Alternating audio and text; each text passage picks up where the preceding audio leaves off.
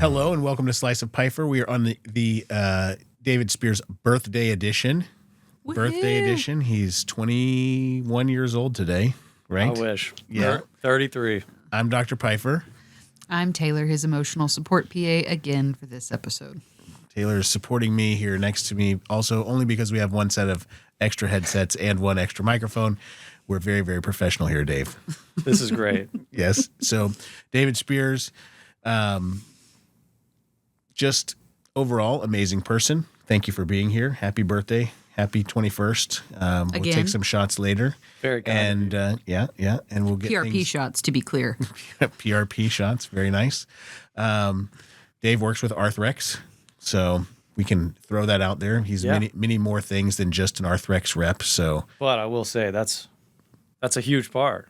Right. It's a huge part of how we know each other, especially in the operating rooms when we're on call, when we're in the OR on Fridays, when we're in the OR on Tuesdays. So welcome. Thanks for being here. How's your day going? So far, so good. Yeah, this is great. Yes. I'm very impressed by the studio, by the way. This is awesome. Yeah, we try our best. we threw a lot of this together, and by we I mean me. Taylor mostly eye rolled for the majority. So. Doesn't surprise me. So just to be clear, this used to be an office with 2 desks, and I had my desk and he had his, and there was windows you could see out, my kids' artwork around, and then I came to work one day and this was here. How excited were you? Not. But this would be something that Dave would do, right? 100%. If Dave was to dive into the world of podcasts, it would be even more like we would be enclosed with like foam off the ceiling. We would have all kinds of craziness happening. I have a bad habit of obsessing over certain topics that I get into. That's for sure. Yes, and so that's on my list. What is your current obsession? My understanding outside of rotator cuff fixation and ACLs and trauma, that it is truly now some type of magical woodworking. The passion du jour, if you will. Yeah, woodworking, furniture building. That is currently on the list. What are you building? Right now, I'm actually redoing some of the crown molding in our house. So that's not, I wouldn't call that a passion project. That's more of my wife overriding the tools at my disposal, saying, hey, here's a reasonable use of your tools, versus I'm trying to build, some Japanese furniture with no hardware and, Adirondack chairs. Yeah, more fun things that we don't need. So right, and so what's next on the list? Next on the list, I want to redo our kitchen table. Nice. And do like a big walnut slab and yeah. Are you gonna go for the epoxy? Have you seen these epoxy videos where that seems like the kind of steps that Dave would love. Yeah, no, it's fascinating. It's a really cool process. I have thought about it for sure. I'm kind of wrestling with the concept of adding plastic to the wood, because that is a different medium. In a way, I would think it might detract from the purity of woodworking because you're adding plastic, but it does look really nice. So I was going to say the exact same thing. I was like, there's no way Dave is going to do that. He's probably going to keep the wood natural as a purist. Right now, that's where my head's at. Mm-hmm. But yeah, who knows? This is the guy who eats raw chicken shakes. I'm sorry, cooked chicken shakes, not raw. Raw would be an incorrect use of, but chicken shakes absolutely are a staple. I would like for you to, when you build the new kitchen table, to send me a picture of the kitchen table stocked ready with chicken shakes ready to go. If it didn't have chicken shakes, it wouldn't be ready. It wouldn't be ready. Do you use a straw to drink your chicken shake, or is it just like a down the hatch situation? My recipe, I will say, is not dialed enough to have a straw. It's too thick. You can't, unfortunately, you can't use a straw. I like that I think we should just keep talking about chicken shakes and not actually describe what a chicken shake is, just even longer. It's what you think it is. It's chicken. It's literally a chicken milkshake. Yes. But I don't think there's milk. There's no milk. But I don't want to reveal too much about the recipe, although this is a safe space, so I may reveal it. We'll really butter you up so we can get into the chicken shake recipe. We can put one in the comments too. Like here it is. Here's the recipe. Call Dave. Yeah. Slice of Piper chicken shake recipe. There is no more efficient way to absorb protein. So I think the viewers would appreciate it. Do you put a scoop of protein powder on top of the chicken? Depends on my mood. If I'm feeling fancy, I might throw a scoop in it. How many grams of protein you think you're getting in this shake? In the shake? Man, probably like, I don't know, close to 200. Yeah, it's a lot. That's a lot of protein. That's a lot of chicken shake. More than anybody needs at one time. Correct. Yeah. Yeah, I like texture, right? I like a little bit of texture with my food, and so having like a sort of pre-chewed chicken seems a little bit rough to me. This would be a visceral experience for you. I feel like if you put a little buffalo sauce in it, make it like a buffalo chicken dip shake. The texture is going to be a problem for most people. For most people. Do you like when birds baby bird their food to their young? That's very chicken similar. shake. That's a very good image. That's a good image. When's the last time you had a chicken shake? It's been a couple weeks. A couple of weeks. Oh, I thought you were going to say your skin doesn't have that normal glow to it, so you need to get back on My that. energy levels are a little low. I need to up the chicken shake. Maybe add some like liver oil or something to it. I don't know. Taylor, you have a great idea there. You could if it's too chunky for a straw, you could add in like some just chopped bacon or something. You could really try to spice it up. That's true. Part of it, like a maple bacon chicken shake. I don't want to make it taste too good though. Part of the experience is the mental toughness that you need to overcome the shake. Right. Really training that stomach. Right. You don't want it to taste good. That would halfway defeat the purpose. Dave you were also a lover of pain. A lover of pain in general, not pain for others, but pain specifically for yourself, right? You like to put yourself through both mental and physical stresses. I'm a strong believer in growth occurs through suffering. And so yes. Yeah, I like to subject myself to tough things or environments and better myself from it for sure. And you got your birthday Murph coming up, right? That's right. Yeah, September 27th, I'm going to do a Murph. Nice. Can you tell us what that is, just for anybody for any of the 5 people who are watching who might want to know? Gladly. Yeah, and I'm no extremist when it comes to Murphs, right? I'm surviving a Murph, but some people do it with very heavy weight vests and more extreme conditions than I'm doing. But what you do is you put on a 20-pound weight vest. That's the standard Murph. Run 1 mile. Do 100 pull-ups, 200 push-ups, 300 squats, and then run 1 more mile to finish it.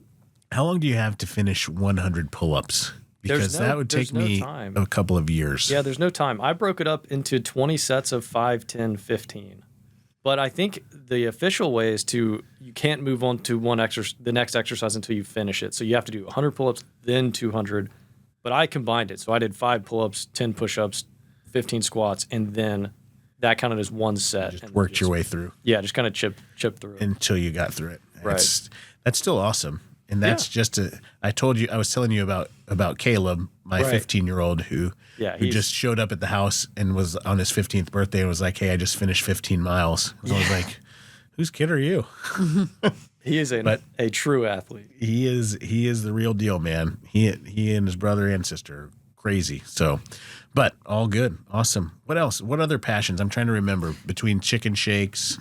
I was wondering if any of this started with like a passion, like in athletics or something like that, like the physical toughness that you like. Were you in sports in school, college? Yeah. So I've been playing golf my entire life, competing tournament golf. While I was golfing, I was also a competitive wrestler. So wrestled in tournaments, up through high school, and then stopped after freshman year of high school to focus on golf, and then went on to play college golf. And I still play today, and but yeah, nice. Sports for sure inspired my passion for training and obsessing about certain topics. I was literally named for golf clubs, so I love that. Yeah, tailor-made. Yeah. My maiden name was Maddox, in case that wasn't clear. So I'm just happy my dad didn't name me after the clubs he actually used, which were Pings. So that'd be a tough name. Yeah, Ping Maddox. Have you ever won a Top Golf championship? Just out of curiosity. No, I don't think I've been honored with that achievement. You can aspire. I've won 2. I've heard you're unbeatable at Top Golf. pretty good. Who did you compete against? I competed against a lot of very tough golfers. Taylor, don't ask too many questions. Come on, Taylor. Who are these tough golfers? She's always working to try to notch me down a little bit. But that's right, suffering. I'm getting stronger. But it is nice to have somebody chipping away at you so you can build up a fortress. You can call me Flintstone. I can build up that armor. Armor. That is right. Now one of the bigger ones that I remember for you in terms of passion projects was the barefoot running and walking, the shoeless sort of thing, and we were going to build 6-pack abs on the bottom of your feet. That's right. That's exactly right. That one seemed to be one of the tougher ones. That was difficult. That really got you. Yeah, and I'm probably going to get roasted in the comments by the true barefoot people because I have, I've gone away from the path of barefoot shoes and the lifestyle. If there are barefoot people out there listening, which I'm certain there are thousands of them, then yes, there's a good chance. Right. So, I mean, I again, that's another way of like embracing a discomfort to achieve a, good outcome for yourself. And, did a lot of research. We, do bunion cases and learn about, how the bones in your feet move and the musculature and the tendons. And I thought, hey, this is resistance training for your feet, right? Akin to a bench press or a deadlift. I'm like, this is great. Right. Let me just do this for my feet. And so I wore barefoot shoes for 6 months. Now, for those who don't know, in the OR where we are all day, every day, the floors are very hard. It is a concrete-like floor. And I experienced some calcaneal discomfort, if you will, from just banging my feet on to the ground all day. But so I did go away from barefoot shoes after a while. But do they make a barefoot golf cleat? I think they do. Yeah. Really? Yeah, but that I'm in favor of because you're walking on grass, and I've done 5 to 10 mile hikes in barefoot shoes and have had no pain. Really? Yeah, the earth has a nice density to where it absorbs some of the shock, but grounding, some good grounding. You got the good grounding going. Yeah. That's good. But I still wear shoes today that have a wide toe box and a flat base. That is true. So it's anatomic, but it does have cushion. So you're going to avoid the bunions. You keep the foot doctors out of business, at least for Dave. Yeah. I don't think we could be more like opposite. I have heel cups in my shoe right now to help with plantar fasciitis. My water here is flavored so that I can drink it like a toddler. Flavored like feet. I don't make it harder for myself. I make it as easy as possible to be healthy, right? Like I eat protein bars that taste like candy bars, whereas you're drinking chicken shakes. Yeah. I mean, hey, everybody has a path and a journey. And right. Everybody. Some people build themselves up through tough struggles, and other people drink bubblegum water. That's right. It's actually pink wedding cake flavored today, in case you were curious. Nice. Delicious. Nice. Now, how many years have you gone in the pecan pie for your family contest, right? Because you got to tell us your story about taking the pecan pie to the family and then also getting the score. Right. Because that's what steps it up a notch for me. Yeah. So my wife is from Houston. I would say Houston and Texas is a big pecan place in general. I'm from North Carolina. Pecan scene is not as developed as it is here in Texas. So more pecans. It's a higher scale of a stage, But, good for us, yeah. Or pecans, depending where you're from. Sure. But no, so I'm going to my in-laws Thanksgiving. I don't think it was the first time, but maybe the second or third time spending Thanksgiving with them. And, I wanted to bring a dessert. And again, I have an obsessive compulsive personality trait that I don't really have complete control over, right? So like if I'm getting into, I'm going to casually make a pie, that concept does not exist in my world. So it's like, I'm going to make the best pie anyone's ever had, which is ridiculous. Yes, I love it. Right. So, and they also are big foodies. Like they love going to restaurants and rating and talking about food. And they're a great cast of judges, So anyway, made a pie, brought it to them. I think year one, I got a 6.5, Nice. And I told them like 10 is the best pie you've ever had in your life. So, and I want the harshest critiques possible because I want to get better, And so they gave some great reviews. And my scores have crept up. You know, I think I'm up to, I've done this now 4 years. I think I'm up to a 7-1. So nice. You have some critical judges. There's no doubt. That's true. Are they giving you? Are they giving you pointers like Yes. what we could? It needs a little bit more salt. It needs a little bit more. Yeah. More filling. We like Texture. the pecans chopped. We want the pecans throughout the throughout. What? Yeah. The shredded chicken breast is making it taste weird. Yeah. The shot of chicken shake really is a little off-putting. Yeah, the side of chicken shake didn't pair well, but no, yeah, definitely. Gotta try this chicken shake. I couldn't help myself but to add so many pecans because I'm very into fitness and health and nutrition, and I'm like, well, there's a lot of sugar in this. I can offset the insulin spike with a lot of fat and protein from pecans, and so the whole thing was pecans, and that wasn't received well by the judges. That is true. Yeah, so I got some critiques on that, and then the next year I tried around some different fats for the crust, which did not turn out great. So that, battled through that. Different fats. Yeah, but then the next Put, year, duck tallow in there or something. beef tallow, but no. Next year I added too much salt, was trying to enhance the sugar flavors and add more salt. 1 year I went, instead of, traditionally pecan pie is made with corn syrup, right? And so, or Caro syrup, whatever that is. Caro, yeah. Yeah. And so anyway, I was like, I'm not doing that. I'm going to do organic maple syrup, organic honey, and substitute that and try and make it great, but like all organic, all natural, healthy ingredients. Again, tough to win a pecan pie contest like that.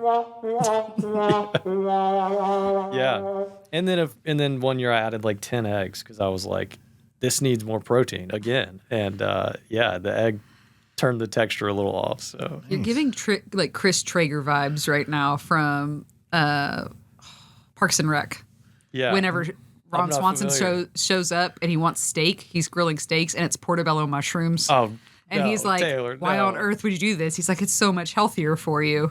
And then he tries like a hamburger contest and Traeger shows up with like organic turkey, that's, been locally sourced and all this stuff. And they like Ron's better, which is just ground chuck. Yeah. Right. I'm a huge beef advocate, though, so do not put me in the portobello mushroom burger camp. It's so much healthier. Yeah. Or when they show up they assign Chris to bring a cake, and he shows up with a vegetable loaf. Yeah. It's like, this is so much healthier for you. Yeah. No, and my wife is a very strong voice of reason in my life, and we balance each other nicely because I'm, kind of all over the place, and then she's like, hey, why don't you do like a traditional recipe? It's just very hard for me. Just a thought. Yeah, just throwing it out there. Spitting it out there. If you had your choice between a traditional pecan pie and a fudge pecan pie, like a Texas fudge pecan pie, which way would you lean? That's a tough question. Yeah, because part of me is seeking the purest form of pecan pie, and I want to, get after that. But also the variant, adding fudge is interesting. I'd have a hard time answering that. Chrissy, my number one pie is a chocolate Kahlua pecan pie. Yeah. So Chrissy Sounds adds the Caro filling. She puts in chocolate chips and dark chocolate, and then adds Kahlua. And Yeah. but it is far from the traditional, and it is super, super rich. Sounds it's really amazing. good. No chicken shake though, but plenty of protein, I'm sure, in there to get balanced out. I do think a chicken shake would pair with that flavor profile. Yeah, probably would really mellow it out. That'd be nice. Bring it in really nicely. We haven't even ventured into the world of hot and cold therapy, cold plunging. Yeah. Are you still cold plunging? Yeah, so my cold plunging routine has changed. So before I was under the impression of you cannot cold plunge enough, right? So like, again, extremist personality, just cold plunge at all times. Now you only have 6 toes and you had to back off a little bit? Or? Well, some research came out and I think it's true, but like if you do cold plunge immediately after a workout, that it can reduce the inflammation like essentially too effectively. And then the muscle damage you're getting that gives you the muscle growth and strength gains is negated by the cold plunge. Yeah, I've seen to that. a degree. So I work out in the mornings, and it's my cold plunge is at my gym. I had a cold plunge at home, joined a gym with a cold plunge. Therefore, my wife said, cold plunge if the house is no longer necessary. Can you please take the plastic trash can out of the backyard? Yeah, that that's you had to another stock with 50 pounds of ice every other day. I did build the cold plunge out of a trash can, and it was a great cold plunge. Vertical positioning, by the way, if nobody's into this, that's a nice feature of a cold plunge. To be standing, to be seated upright. Just have your airway open, because if you're crunched over, it's hard. You're already hyperventilating. It's hard to breathe. So, I understand. Yeah. But yeah, so I do cold plunge still, but on off days.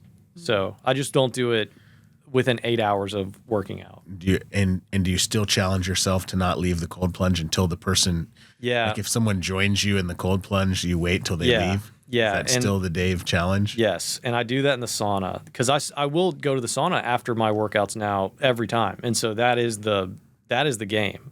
So the only problem is time to get to work adds another level of pressure. Right. So now you have to physically intimidate the people in the sauna out of the sauna so that you can you're get playing up and chicken go to work. with these people. If they Chicken only is a knew. theme in your life. It's so hot in here. It's so hot. Do you feel that heat?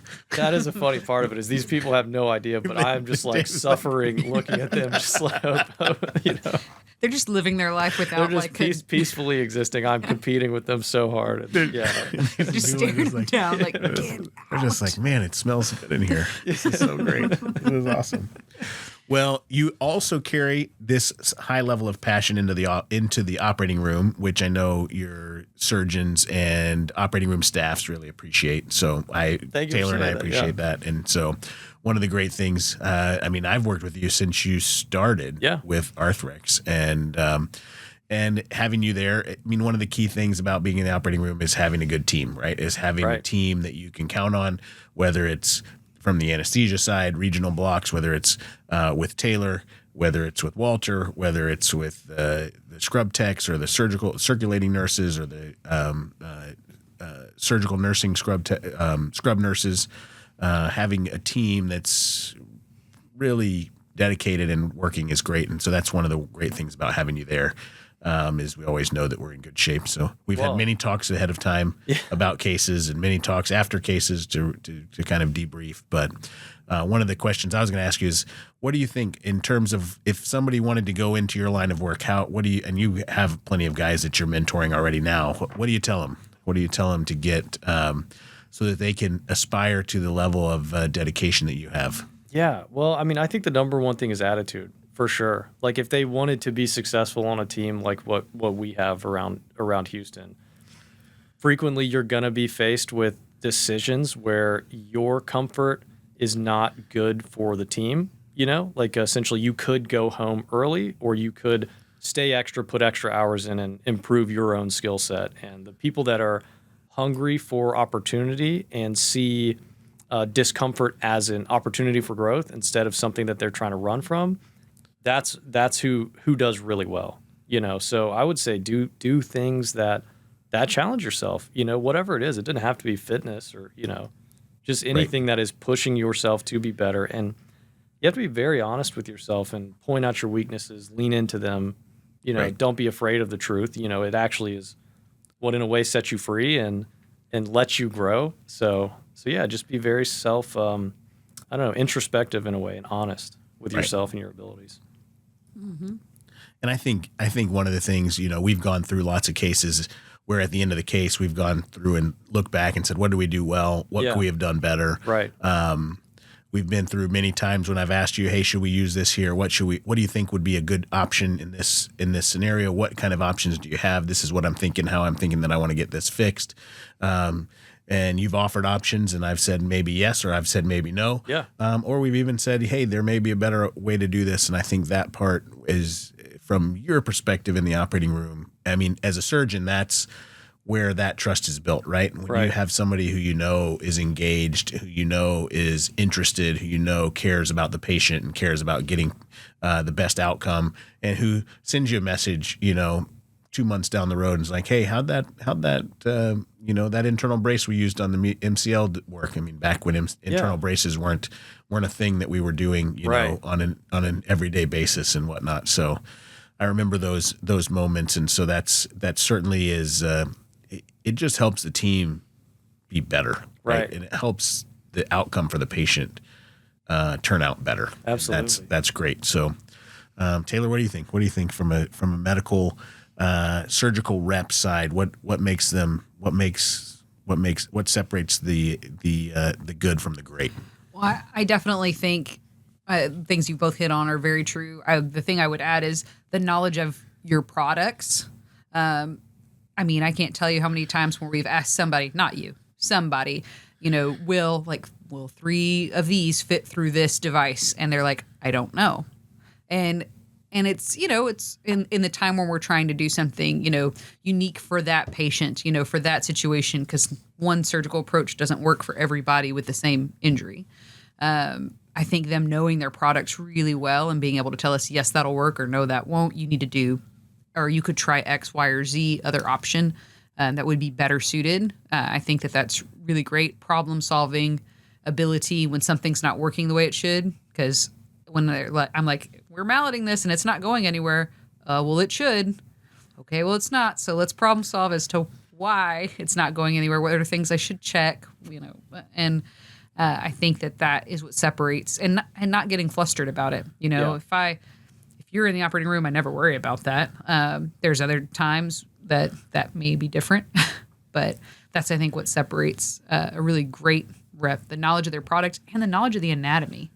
Yeah. It takes time, for sure. Absolutely. And I'm really appreciative of. It can be frustrating for me as his assistant sometimes because it makes our case take longer. But when he sees a new rep in the OR and he's like, okay, what am I looking at here? And this is how you can tell. And this is how you can tell what I'm looking at based on where my hands are and where the camera's pointed. Right. And all.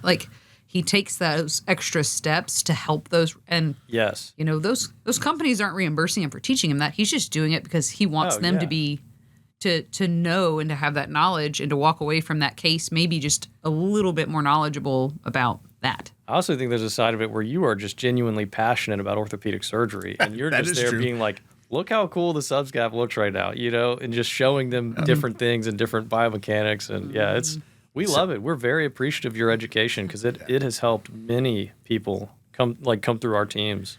Well, that's the idea is that at some point, especially, right, because whether we use 1 anchor or whether we use 6 anchors, if we can get the rotator cuff fixed, and if somebody else can see something, or if you guys know something, how many times have I benefited from the knowledge of some other surgeon who we've thought about, hey, look, this is what I think. Do you have any ideas? And we say, hey, well, this guy, here's a new techniques that's coming out. Here's something that we've seen differently. Maybe we want to use this. Maybe we want to do that. And hey, you want to look around the corner with the 70-degree scope or whatnot. That's a nice trick. We've definitely spread that around. Right. And so that you can see if that subscapularis is really torn or not. And I think those things, having the courage as a rep to be able to be confident enough to make the recommendations is good. But courage is important. But understanding where your fund of knowledge starts and ends, I think, is really, really good. But just genuinely caring, right? Yeah. As long as you care and you want to do what's best for the patient, right? Then, that's just priceless in the operating room when you have a team. So for me, that's what I love. I love having people who are dedicated like that, and you have reps like that. You can ask for anything better. It's a lot of fun. It's like you're solving a puzzle together. Yeah. Everybody's looking at the same thing, trying to figure out how this fits there or what tools you can use at your disposal. Yeah, it's awesome. Mm-hmm. Well, very, very cool. Well, a couple of the different. So number one, we have the pecan pie for you. Taylor is going to push that because I'm going to move this. So you got to hold up the pecan pie so that the team can see it. I don't know that your pecan pie may even be higher level than this. This is a good looking pecan pie, though. I will say. So it's all good. Strong presentation. And we can come back for the chicken shake. We can do the chicken shake contest at another date. Yeah. I'm curious what kind of chicken shake flavors Taylor's going to bring. Yes. I think it's going to be buffalo dip flavored. I can tell you right now. So one question. So now with all these passions, the other question I was going to ask you, Dave, is if you weren't in medicine, if you weren't practicing doing something in the medical field, what would you do? What kind of job would you do? I don't know. It would have to be challenging for sure. I would like to say I'd go back and try and make a run at the senior tour or the PGA tour, some type of professional golf outing. But Nice. I don't know. That's a huge time investment that I don't think my wife would fully get on board with. But How many hours do you think it would take you? I don't know. I think if I stopped and just focused on that for 5 years, I think I'd be in a good spot. How many hours a week for 5 years? This is just for the people out there who are thinking about what would it take, because right? You played collegiate golf. Yeah. You've been close enough that to be able to taste it. But you're saying you'd take 5 years, 40 hours a week, 60 hours a week, 80 hours a week. I mean, probably 12 hours a day. I mean, it's like literally your entire day, and the only off time is, I mean, it's like any professional sport now. I mean, golf.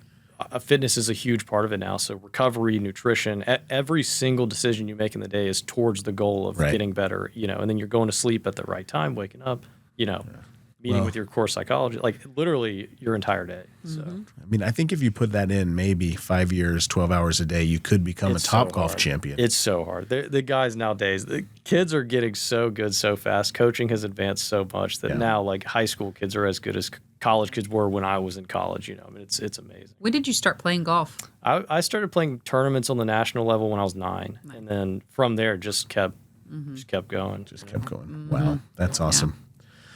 Well, one last question. If there was any way that I could help you, what would it be? Well, how can I help you, Dave? Well, you've obviously helped me a ton already, just through your mentoring and, just helping our teams and everything. I would say just continued honest feedback so that I can keep gaining skills and getting better, That's very good. He likes criticism. Please. He likes pain. He loves the suffering. When you tell him he's doing great, he actually feels a little empty inside. You go home and cry. That cold plunge goes for another couple minutes. I didn't get any better. You can get better. You can get better. Well, I want to thank you for coming. Thanks for being here. Yeah, of course. It is truly a blessing to get to work with you and to work with your team. Likewise. So definitely we'd love to have you back sometime for the chicken shakes for sure. Yeah, but, I'll get a hold of a blender midday and we'll make it happen. Yes, chicken shake. I can see having pecan pie and chicken shakes while in an ice bath and see how that goes. I will say we did do a thing where we were in ice baths and we'd have bone broth warm. Somebody would pass it to us, and the contrast was nice. But then again, that was adding a comfort to the experience, and so we had to. You had to nix it. You had to nix it. Broth was the comfort. Warm broth. I hear you. Well, thank you, Dave. Great to have you. Yeah. You get all of the Arthrex guys so that we have now more than 6 people watching. That'll be awesome, and then we can go from there. Yeah, everyone's really excited. We'll push some more buttons here just so that you can hear some of the buttons. Happy birthday, also, by the way. Thank you. Appreciate it. And then this one's a great one. Go home and have a ribeye That is nice. for your birthday. This is great. All right. Thanks, Dave. Have a great one. Thank you, sir. You got it.